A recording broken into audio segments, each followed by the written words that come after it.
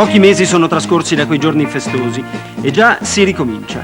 È sopraggiunto nuovamente l'inverno, è caduta la neve, le squadre hanno in parte rinnovato i ranghi, anche gli azzurri presentano delle novità. Non c'è più alla loro guida Jean Vuarnet, ora c'è Mario Cotelli e con lui una schiera di allenatori. E tutti costoro va il merito di avere condotto alla vittoria Töni e ad eccellenti piazzamenti gli altri italiani. Si ricomincia ed ancora Gustavo Töni è in prima linea atteso alla conquista per la terza volta consecutiva della Coppa del Mondo, il cui meccanismo gli organizzatori vanno sempre più complicando, al fine di toglierla alla sua egemonia. Primo appuntamento a Val d'Isère, subito dopo la nostra 3-3.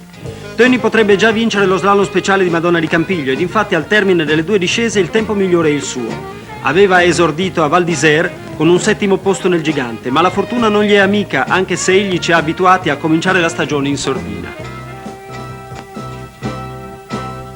Alla partenza della seconda manche. Gustavo Töni è primo nella classifica provvisoria dopo questa seconda prova. Sembra proprio che non ci sia più nulla da fare. Di questo avviso non è però Gross.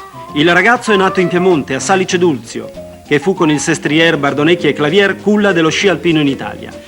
Pierino si butta giù con la stessa audacia dimostrata a Val d'Isère. Non ha nulla da perdere anche questa volta. Ha già dimostrato il suo valore, nessuno umanamente può chiedergli di realizzare un'altra impresa d'eccezione, come a Val d'Isère. Ma Gross vuole dimostrare a se stesso e agli altri che il successo francese non fu casuale e lo può fare solo ripetendosi fino in fondo. E ci riesce.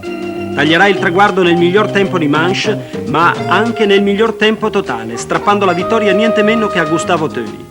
Ma non importa, ha vinto comunque un italiano. Anche per lui, come lo scorso anno per Gustavo Töni, ci saranno in premio i complimenti di Mario Cotelli. Pierino Gross balza così al comando della classifica della Coppa del Mondo. Mai era avvenuto che un altro italiano, oltre a Gustavo Töni, fosse primo in quella classifica.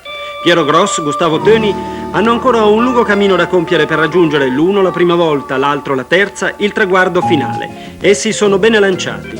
Il 1973 ci dirà se Gustavo Töni è sempre il più forte, se Piero Gross è l'uomo nuovo del nostro discesismo.